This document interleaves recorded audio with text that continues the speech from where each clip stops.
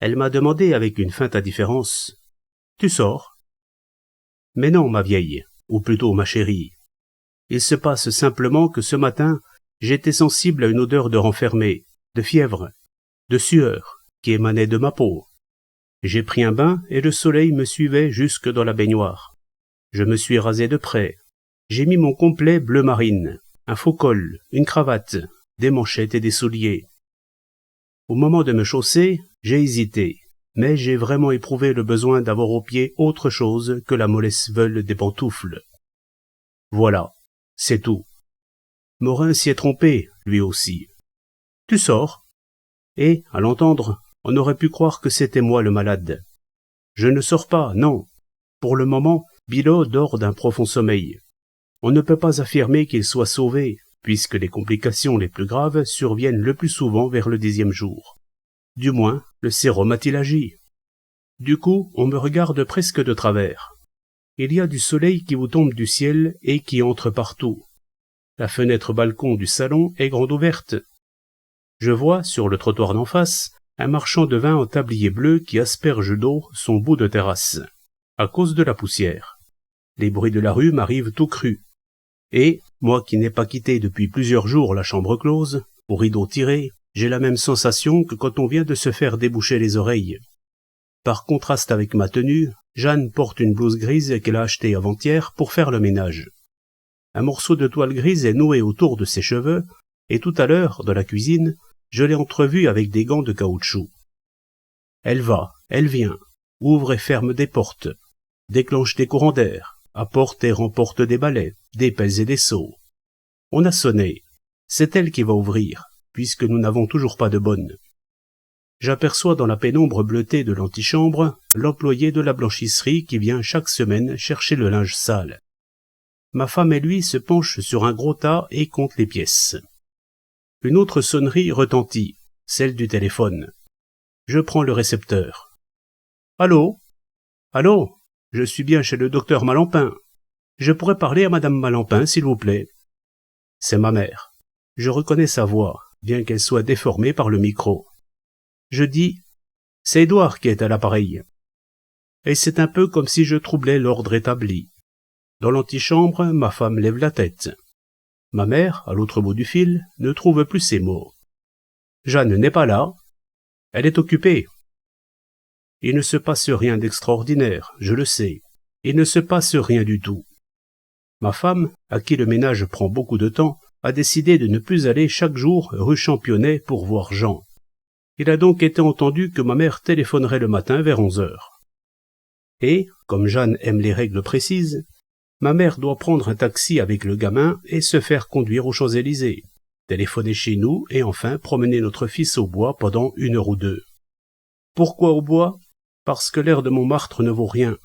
Trop d'enfants mal soignés courent les rues, et Dieu sait quelle maladie on peut attraper. Billaud va mieux ? Oui. Tant mieux. Jean aussi. Dis à Jeanne que je lui téléphonerai tout à l'heure. Ce qui est difficilement croyable, c'est que c'est la première fois que j'entends la voix de ma mère au téléphone. Elle aussi, par conséquent, doit avoir la même impression que moi, me reconnaître sans me reconnaître tout à fait, me sentir tellement loin qu'elle ne trouve qu'à balbutier. Eh bien, voilà, au revoir. Ma femme en a fini avec l'homme de la blanchisserie et se trouve près de moi. Elle n'a rien dit. Alors, il se passe quelque chose de savoureux, quelque chose qui est bien de chez nous. Parce que, dans ma tache de soleil, j'ai comme un vague sourire aux lèvres. Jeanne se croit obligée de sourire, elle aussi, comme on sourit par politesse à quelqu'un qu'on ne connaît pas et qui vous salue dans la rue. Puis, tout de suite, elle enchaîne en me demandant ce que je veux manger à déjeuner. S'est-elle déjà demandé pourquoi je l'ai épousée ? Et, si elle s'est posé cette question, quelle réponse y a-t-elle faite ? Nous sommes là, bien gentils tous les deux, prévenant l'un pour l'autre, dans cet appartement qui est le nôtre et qui a aujourd'hui un aspect aérien, avec ses fenêtres ouvertes et les frissons d'air qui naviguent en tous sens. Je pense très exactement, depuis le matin, que j'ai choisi ma femme comme sur un catalogue. Elle ne peut pas le deviner, il ne le faut pas. Mais c'est vrai, elle m'a toujours rappelé ces annonces rédigées à grand renfort d'abréviations. Jeune fille distinguée, excellente éducation, musicienne, douce, aimant intérieur, cherche monsieur pour... Et c'est ce que je voulais.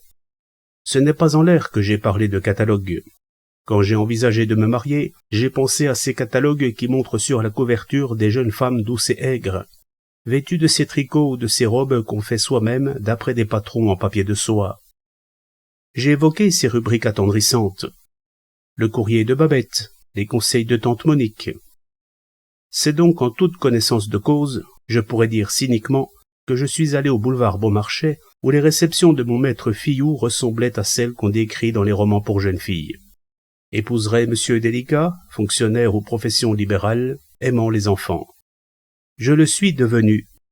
Pendant 13 ans, j'ai été si scrupuleusement l'homme que Jeanne pouvait rêver, qu'il lui est arrivé de m'observer à la dérobée avec quelque inquiétude. Pourtant, j'étais déjà ainsi avant de la connaître. Si j'ai choisi la médecine plutôt que n'importe quelle profession, n'est-ce pas parce qu'elle représente mieux que toutes les autres cette sécurité à la fois intellectuelle et matérielle que j'ai voulu coûte que coûte? Ce même acharnement de collectionneur, je l'ai porté aux moindres actes de notre vie, à nos vacances en Bretagne, aux petits dîners que nous donnons parfois, aux soirées de bridge, à mes vêtements. Et notre mobilier, le décor de notre existence, pourrait avoir été, lui aussi, choisi sur catalogue, bibelot compris. Quand nous avons eu Jean, j'ai acheté un appareil photographique et nous possédons des photographies des enfants à tous les âges, certaines agrandies et mises sous verre. Je suis doux. Tous les malades s'accordent à reconnaître que je suis doux. Je ne vais pas jusqu'à prétendre que cette douceur soit artificielle. Je déteste la douleur, et encore plus le spectacle de la douleur. Je fais l'impossible pour l'éviter chez mes malades, et aussi pour leur éviter cette douleur plus lancinante qui est la peur. On répète volontiers à l'hôpital, avec le docteur Malampin, vous ne sentirez rien. Et personne, ni ma femme, ni mes confrères, n'a soupçonné que c'était là une attitude. Il ne faut pas non plus que j'exagère. Les mots, avec leur précision, vont toujours trop loin. Une comparaison sera plus exacte. Un malade habitué à sa maladie, surtout un malade qui souffre de crises aiguës et qui sait qu'une de ces crises peut se déclencher d'un instant à l'autre, vit avec prudence, marche à pas feutrés, toujours prêt à se replier sur lui-même. Il sent que le mal est là, quelque part. Il ne sait pas comment il fondra sur lui, et il ruse, se méfie, tâtonne, comme s'il espérait tromper ainsi le sort. Tout comme moi, il doit avoir parfois l'impression d'un univers peu solide, et il se demande si les objets ont vraiment la consistance de leur apparence, si le réel est bien réel, si les voix sont des voix, et si elles appartiennent aux personnes qui ouvrent la bouche. Le déjeuner est servi, vient annoncer Jeanne, qui a retiré ses vêtements de travail et qui, pour m'imiter, a endossé une robe assez coquette. Je mange beaucoup. Je mange tellement qu'une fois encore elle me lance un tout petit coup d'œil et que, pour le faire passer, elle esquisse bien vite un sourire. Le repas n'est pas fini que je pense déjà à mon cahier et que je me réjouis de fermer les rideaux. Ce que je dois dire, ce que je tiens à dire avec force, parce qu'en mon âme et conscience je suis persuadé que c'est la vérité, c'est que les événements que je relate ne sont pas la cause de ce qui est advenu par la suite. D'ailleurs, qu'est-il advenu? Lorsqu'on se raconte, on en arrive aisément à croire et à faire croire à une destinée exceptionnelle. Pour ma part, je suis persuadé que des milliers, des centaines de milliers d'hommes rusent comme moi avec la destinée, se jouent la comédie, prennent des attitudes parce qu'ils jugent qu'elles sont les plus convenables et les moins dangereuses. Qu'est-ce que j'ai fait, en somme, sinon poursuivre obscurément un instinct familial, le même qui a fait de mon grand-père un notaire de Saint-Jean d'Angély, le même qui a poussé ma mère ruinée vers une vie bourgeoise, ou tout au moins vers son apparence ou son faux semblant. Tel je suis, tel j'étais avant les événements d'Arcet. La preuve, c'est que l'école, par exemple, m'a toujours paru aussi irréelle que mon appartement d'aujourd'hui. C'est à peine si je me souviens de mes condisciples, et je me demande comment j'ai pu passer tant d'heures, des centaines d'heures, dans cette classe de campagne, tout en restant imperméable aux choses extérieures. Pourquoi n'ai-je jamais rien dit, jamais posé une question à ma mère ou à mon père? Pourquoi, par la suite, alors que c'était si facile, n'ai-je jamais essayé de savoir? Il est vrai que je sais, j'ai fini par retourner à l'école, avec mes sabots, mes bas de laine tricotés par ma mère, mon caban et mon cartable sur le dos. Ce matin-là, je suivais le vilain chemin qui conduit au village, lentement, en m'arrêtant parfois comme j'en avais l'habitude. Je connais cet état, car il m'arrive encore, tandis que je marche, que je roule en auto, que je fais n'importe quoi, de rester comme en suspens, et, dans ces cas, je ne pourrais pas préciser quelle rêverie a comme interrompu la vie mécanique. Il y avait, à 500 mètres de chez nous, près d'un rideau de peupliers, un terrain défoncé, à gauche de la route, où les gens du pays venaient jeter les délivres. Un amas informe qui sentait mauvais, de la piraille et des légumes pourris, des vieux seaux, des lits de fer, des boîtes à conserve et des chats crevés. J'étais tout seul. De cet endroit, on ne voyait ni la ferme, ni le clocher d'Arcet, et j'y ressentais toujours un certain malaise. Pourtant, je me suis arrêté. Je ne me souviens pas de m'être arrêté, ni d'avoir fait le chemin de chez moi au tas de détritus, mais je me souviens d'une sorte de réveil brutal. Je regardais un objet, peut-être depuis un bon moment, et voilà que cet objet devenait une manchette ronde, souillée de brun. Je distinguais le bouton en or, avec le petit point rouge d'un rubis, et je le reconnaissais. Ce bouton, cette manchette, avait appartenu à mon oncle Tesson. Je suis encore resté sur place, j'en suis sûr. Je tremblais, j'avais peur.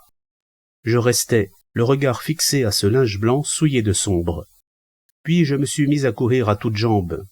J'ai heurté quelqu'un, en arrivant dans le village. « Où que tu vas ?» m'a fait une grosse voix. J'étais en retard.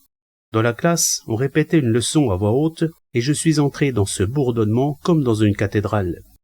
J'ai entendu le maître qui prononçait « Malampin, vous avez une mauvaise note. Allez vous asseoir. Prenez votre livre d'histoire à la page 20. » La période qui suit est plus confuse. Logiquement, ce sont des images de printemps qui devraient me revenir, puisqu'on était en mars et peut-être en avril. Il n'en est rien. De la maison à cette époque, je me souviens à peine. Il me semble cependant que mon père était plus souvent absent, que ma mère, parfois, allait l'attendre au bord de la route et qu'il causait à mi-voix avant de pénétrer dans la cuisine. J'ai entendu parler de docteur. Il n'est pas venu à la maison, mais mon père est allé le consulter, et dès lors, à chaque repas, il a pris des gouttes dans un demi-verre d'eau. « N'oublie pas tes gouttes », répétait ma mère. Eugène, le valet, est parti pour le service militaire, et on a engagé un autre domestique dont je ne me rappelle plus le nom, et qui avait des crises d'épilepsie. Pour moi, cette semaine était centrée sur le tas de délivres. Je n'osais plus passer tout près. Je faisais un détour à travers champs, de préférence par les endroits où travaillaient des cultivateurs. C'est ainsi que je revois de gros chevaux se découpant sur le ciel, des hommes et des femmes qui me regardaient passer dans les cultures. « Où as-tu encore été marcher ? T'as de la boue jusqu'aux genoux. » Je ne répondais pas, je me taisais. Jamais ma mère n'insistait. Je ne savais pas encore que j'allais quitter la maison pour toujours, et maintenant je reste confondu quand je me remémore ce départ. Que serait-il advenu si j'étais resté ? Mais surtout, que n'a-t-il fallu pour que ce départ eût lieu ? D'abord que mes parents et tante Élise, contre toute attente, fissent en quelque sorte la paix après la disparition de Tesson. Car, au lieu de rompre les relations, comme cela semblerait logique entre gens qui se détestaient auparavant et qu'aucun lien n'unissait plus, ils se sont rapprochés. Mon père est allé seul, plusieurs fois, rue du Chapitre, au su de ma mère, puisque j'ai entendu celle-ci questionner « Sa sœur est toujours avec elle ?» Et cependant, du vivant de Tesson, ma mère était jalouse de tante Élise. Pour que je quitte la maison, il a fallu des changements autrement inattendus. Ne pouvait-on s'attendre à ce qu'Élise, libre désormais, profite de la situation et se fasse une autre existence ? N'avait-elle pas épousé mon oncle pour son argent, et maintenant, à 32 ans, n'allait-elle pas se hâter de le dépenser ? On prétendait jadis, ce n'est pas pour rien qu'elle a épousé un vieux bonhomme comme lui, ni qu'elle accepte de passer quelques années dans cette maison lugubre. Certes, tout n'était pas fini. Je n'ai pas étudié la question, mais j'ai entendu parler de formalités qui devaient durer plusieurs années, dans l'attente de l'acte de décès définitif. Cependant, ma tante jouissait de l'usufruit et d'une partie de la fortune. Néanmoins, malgré la présence de sa sœur, c'étaient mes parents qui devenaient ses confidents, et, tous les 2 ou 3 jours, le facteur nous apportait une lettre bordée de noir, couverte d'une petite écriture violette. Tante se plaignait, je l'ai appris par Guillaume, de ce que sa sœur Eva fut mal élevée, encombrante, et de ce qu'à cause d'elle, de ses peignoirs et de ses cigarettes, toute la ville jasa à leur sujet. J'ignore combien de semaines elles ont vécu ensemble, dans la grande maison pleine des objets amassés peu à peu par des générations de Tessans. Un jour, Eva eut l'audace d'inviter son commandant sans en parler à sa sœur. Élise les a trouvés tous les 2 attablés, en revenant du salut, car elle fréquentait l'église plus assidûment qu'autrefois. Il y eut une scène animée, des mots orduriers furent prononcés, et Eva fut mise à la porte avec son commandant.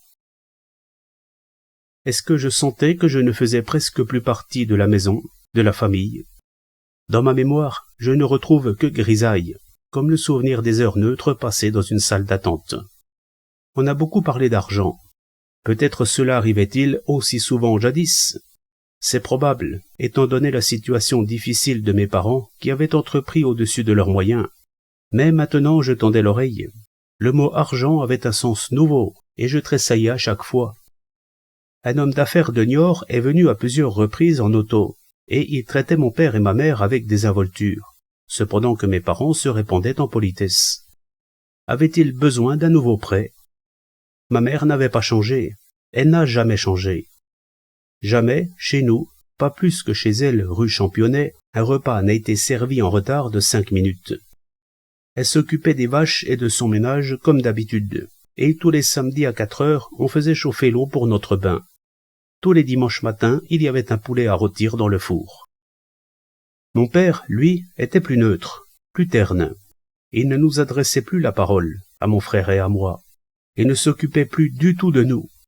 Nous n'allions plus à Saint-Jean d'Angély, le dimanche, et cette journée dominicale, de semaine en semaine, devenait plus insipide. On me mettait mon bon costume, par principe. Mais qu'est-ce que je pouvais faire? Va jouer dehors. Je traînais devant la maison, au bord du chemin, sans oser me salir. Je n'ai jamais senti la terre si inutile. Des barriques étaient restées en place depuis l'hiver, et rappelaient l'époque où les prés étaient sous l'eau. Dès le samedi, j'avais peur du dimanche, et de toutes ces heures dont je ne savais que faire. Et voilà qu'un samedi, en rentrant de l'école, je trouve mon père assis dans la cuisine, où il n'était jamais à l'heure de notre bain. C'était une heure à part. Les vitres des fenêtres et de la porte étaient embuées. Comme il n'y avait pas de rideau à la porte, on tendait une vieille couverture, car je refusais de me déshabiller si on pouvait me voir du dehors. Par terre, sur un linge, la grande bassine galvanisée et le savon, la brosse, la pierre ponce. Sur la table, les ciseaux pour couper les ongles des orteils, les serviettes et le linge propre. Il régnait une odeur qui ressemblait à celle des jours de lessive. Mon frère Guillaume était déjà lavé. Ma mère lui brossait les cheveux après les avoir frictionnés à l'eau de Cologne. Mon père était assis sur une chaise, un coude sur la table, et il nous regardait comme avec indifférence. C'est ma mère qui s'est mise à parler quand j'ai été dans le bain. Maintenant que t'es un grand garçon, il est temps de penser à tes études. Ne t'assieds pas par terre, Guillaume, que tu vas déjà te ressalir. Et ma mère, qui avait conservé l'habitude de nous laver, me barbouillait le visage de savon et m'en mettait dans les narines. À Saint-Jean d'Angély, il y a de meilleures écoles qu'à la campagne, et tante Élise, elle veut bien s'occuper de toi. J'étais dans l'eau chaude et bleuâtre. Je me laissais faire, les yeux fermés, les nerfs tendus. Demain, nous te conduirons à Saint-Jean et nous irons te voir chaque semaine. Je n'ai rien dit. Je n'ai pas pleuré. Malgré l'eau chaude dont on m'aspergeait pour me rincer, j'étais glacé. Je voyais la cheminée, le poêle avec sa casserole à soupe, le lambeau de couverture devant les vitres de la porte. Tante Élise t'aime bien, elle s'occupera de toi. Du temps a dû s'écouler, pendant que ma mère m'habillait comme un bébé. Puis j'ai entendu qu'elle disait à mon père, « Tu vois, il n'a même pas réagi. » J'ai mangé ma soupe, puisque je sais que c'était de la soupe aux lentilles, mais j'ignore ce qu'il y avait après. Il est vrai que le samedi, après le bain, nous avions toujours, mon frère et moi, les joues brûlantes, les yeux picotants et une sorte de fièvre. On nous a couchés. Pendant longtemps, j'ai entendu ma mère qui allait et venait, et, quand j'en trouverai les yeux, je voyais qu'elle rangeait mes vêtements et mon linge dans un panier d'osier. Ce qui m'a fait le plus d'effet, c'est, à certains moments, d'entendre une vache frapper du sabot sur le carrelage de l'étable et le cheval tirer sur son licol. La lumière est restée allumée très tard. J'ai dormi. Il faisait nuit quand la lampe s'est rallumée et que j'ai légèrement entrouvert les paupières. C'est cette fois-là que j'ai vu mon père, debout, en chemise, près de mon lit. Quel sentiment m'a poussé à ne pas ouvrir les yeux tout à fait, à feindre de dormir, à ne regarder qu'à travers une mince fente des cils. Puisqu'il était en chemise, il venait de se relever. Ce n'était pas encore le matin, car la fenêtre était sombre, et ce n'était pas le soir, car il n'y avait pas de lumière ailleurs. Est-ce qu'il était sorti de son lit sans bruit, par crainte de réveiller ma mère? Pourquoi ai-je eu l'impression qu'il craignait que je parle, qu'il était prêt à mettre un doigt sur les lèvres? Il me regardait. Il avait son bon nez de travers, comme quand il clouait un bourrelet à la fenêtre, mais cette fois, l'ombre de ce nez était plus longue. J'ignore s'il a éteint tout de suite en voyant un frémissement sur mon visage, ou si je me suis rendormi. En me réveillant, le matin, je l'ai cherché inconsciemment à la place où il était la nuit. J'ai appelé « Père !» C'est la voix de ma mère qui a répondu, de sa chambre, où elle s'habillait pour la messe. « Qu'est-ce que tu veux? Ton père est à atteler la jument. » Est-ce que, capable d'enregistrer avec vigueur certaines impressions, je n'en étais pas moins inconscient? Est-ce que j'étais déjà prudent? Guillaume m'a répété souvent, et il ne pouvait que se faire l'écho de ce que lui disait ma mère, puisqu'il ne m'a pour ainsi dire pas connu. « T'as toujours été faux. » Pourquoi faux? Je sais ce que ce mot signifie pour lui. Est-ce que j'étais faux? Est-ce qu'il y avait de la fausseté dans le regard lourd que je posais sur ma mère et dans la façon froide dont je me laissais embrasser par elle? On m'a reproché de n'avoir pas pleuré ce dimanche-là, pas plus que le samedi. Est-ce qu'ils savent? Est-ce que je sais moi-même? J'ignore si je tenais la tête basse, mais moralement je la courbais. J'étais écrasé par la sensation du châtiment. Encore un mot bien dangereux à écrire, car de quel châtiment s'agissait-il? D'une faute à moi, parce que je n'avais rien dit, parce que je n'avais pas déclaré aux gendarmes, ce n'était pas mercredi, parce que je n'avais jamais parlé de la manchette et du bouton à tête de rubis, ou, au contraire, parce que je m'étais replié sur moi-même, sur mon secret, et que j'avais regardé froidement ma mère? C'est plus complexe, plus enfantin, et, devenu grande personne, ce qui m'étonne toujours, je ne peux plus l'exprimer. Ainsi, dans l'espèce de remords qui m'étouffait, il y avait place pour un péché qui n'était qu'à moi, pour un souvenir sale et pénible, la petite fille que j'avais regardée accroupie au bord du chemin, et aussi pour un terrible mensonge commis la 2e année que j'allais en classe. On nous vendait le plus souvent des livres qui avaient déjà servi. C'est ainsi que j'avais une grammaire sale et démantelée, et que je rêvais d'une grammaire neuve, à la couverture rigide, aux pages lisses et craquantes.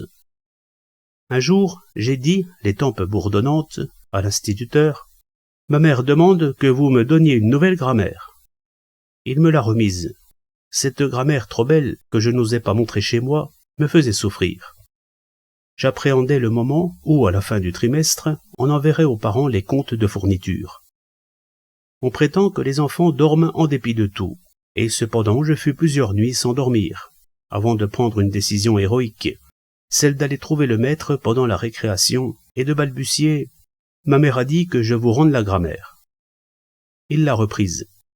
A-t-il flairé la vérité? Sans doute est-il mort aujourd'hui, mais moi je me souviens de cette faute et de cette humiliation. J'étais tassé dans la voiture. Rien ne pouvait plus être changé à rien. Je fais serment que je n'en voulais à personne. J'étais une fois encore dans notre voiture, mais je ne me rendais pas compte que c'était mon frère qui était assis à côté de moi, et je restais tellement indifférent à l'immédiat que je suis incapable aujourd'hui de dire si ma sœur était présente. Edmé a épousé un charcutier de La Rochelle. J'ai vu sa maison, un jour que je suis allé couper des brides dans la région. La devanture est en marbre bleuté.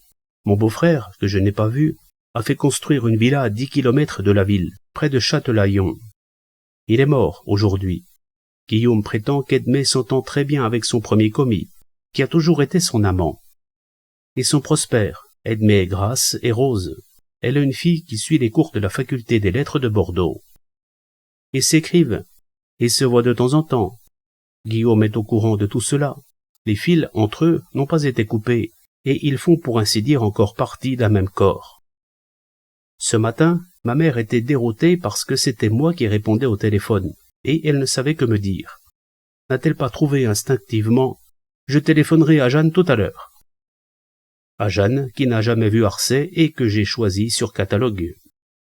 Guillaume a prétendu aussi « Tu étais bien content de quitter la maison » parce que cela m'a permis de faire des études, comme ils disent, alors que Guillaume a été obligé de gagner sa vie à 16 ans. Entre nos jambes, il y avait, entrant dans le mollet, le panier d'osier qui contenait mes effets. S'il a fait soleil, je ne l'ai pas vu. Des villages se dressant, on ne sait pourquoi, dans la verdure sombre des prés et des marais. Des chevaux plantés par deux, près des barrières, l'un reposant son cou sur le cou de l'autre et regardant Dieu sait quoi. Des gens vêtus de noir, des femmes qui marchaient vite vers l'église, des filles et des garçons qui riaient sans raison. Et ainsi tout le long du chemin, pendant des kilomètres et des kilomètres, avec parfois une ferme comme la nôtre, blanche et seule, dans la verdure sale, avec un peu de purin autour. À Saint-Jean-d'Angély, la voiture s'est arrêtée devant une pâtisserie. Ma mère est descendue. Elle est revenue avec un haut paquet de gâteaux. La demoiselle qui l'a servi, et que j'ai vue, de mon siège, à travers l'étalage, portait un tablier blanc empesé, un tablier comme ma mère devait en porter quand elle était vendeuse chez l'épicier. Le portail, la cour, toujours la même, sauf que des rosiers fleurissaient.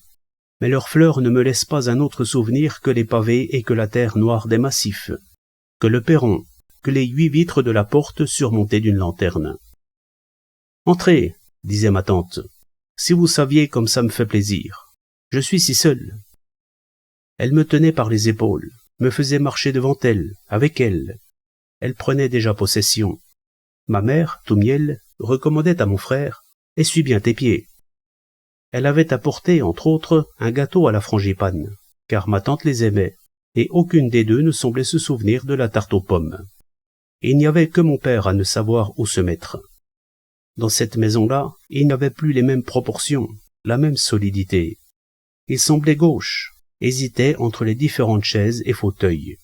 « Asseyez-vous, je vais vous faire préparer une bonne tasse de café. Quand je pense qu'il n'y a pas si longtemps que mon pauvre Tesson... » Ma mère, comme les autres, regarda le fauteuil de l'oncle de la même façon que les prêtres qui s'inclinent, avec un respect familier et machinal, chaque fois qu'ils passent devant le tabernacle. Je me sens si seul dans cette grande maison. Avec un égal ensemble, c'est moi qu'on regarda consciencieusement. Puis il y eut un silence, et tante Élise soupira.